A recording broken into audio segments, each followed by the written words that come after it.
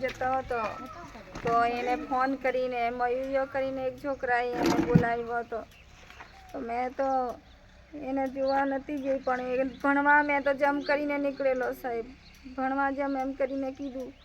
તો મેં કીધું સારું બેટા આજે પણ નથી જવાનું એમ બી કીધું મેં. તો કે ના મમ્મી મને કે ભણવા બોલાવે, મને બેન અકળાય છે, મારી બોર્ડની પરીક્ષા આવી ગયેલી છે એમ કે. મેં કીધું સારું તો જા. તો પછી એમ કીધું એને મોકલી દીધો. તો એ તો ગયો નતો એમ કેવું છે બધાનું. તો આખો દિવસ કયો તો એ મને એની ખબર. મેં સાંજે 5 વાગે ફોન કર્યો કે હવે આવે તો દીકરા મારા હારું શાકભાજી લેતો આવજે એમ કરીને ફોન કરતેલી. તો ત્યાં એનો મોબાઈલ ખાલી બોલ્યા કરે ને એ તો બોલતો જ નહીં. પછી મને લાગ્યું આ તો 6 વાગી જ્યાં હવે કઈ ગયો હોય. તો હવે મેં કીધું મારે કઈ જોવા જવાનું. મારા ભત્રીજાને કીધું ચાલ બેટા આપણે જોવા જઈએ, મારા છોરાને કઈ ગયો હોય આપણે એને જરીક તપાસ કરીએ, ચોકડીએ કોક જોડે બેસી રહ્યો હશે એમ કરીને મેં જોવા નીકળી. એને જોવા નીકળી એટલે મને આમ બધે ચોકડીએ આમ નિશાળ ગણી અમે જોઈ આવ્યો એને. હવે કઈ જોયું બધે જોઈ થાક્યા. પછી ની કોઈ જગ્યાએ દેખાયો એ બાજુ. તો મેં કીધું આ જંગલ બાજુ જઈએ, મેં કીધું તપાસ કરવા. એમ કરીને અમે એ જંગલ બાજુ નીકળ્યા. તો જંગલમાં અમે બધે બાજુ નીલગીરી હતી, મોટી મોટી ઝાડી હતી, એ બાજુ અમે ગઈ મેં. તો એની ગાડી દેખાઈ મને. તો અમે ત્યાં જઈને જોયું તો ગાડી પડી હતી. થોડેક આગળ જતે એના ચોપડા પડ્યા હતા, થોડાક આગળ જતે એનો મોબાઈલ પડ્યો હતો, થોડાક આગળ એના કપડાં હતા, એ બધું ભરી. પછી મેં થોડીક આગળ હજુ કે તો કૂવો દેખાયો મને. કૂવો દેખાયો એટલે મેં કહ્યું મારા દીકરાને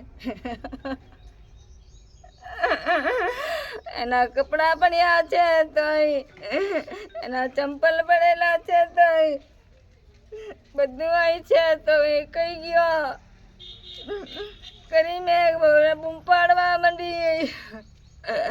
કદાચ કોકને આટા પાઈથી તો ભાગી જોઈ કરીને મેં આમ બધી બૂમ પાડું મને દીકરા તું કઈ છે આવે.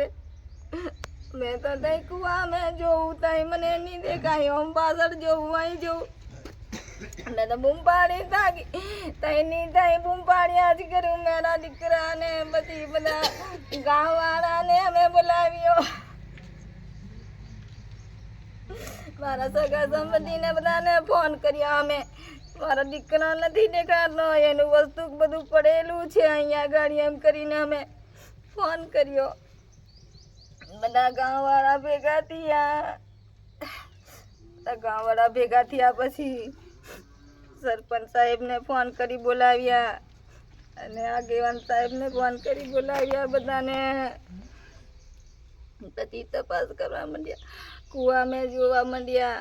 કૂવા મેં જોયા પછી મારા દીકરાની લાશ કાઢી મેકી દીધી.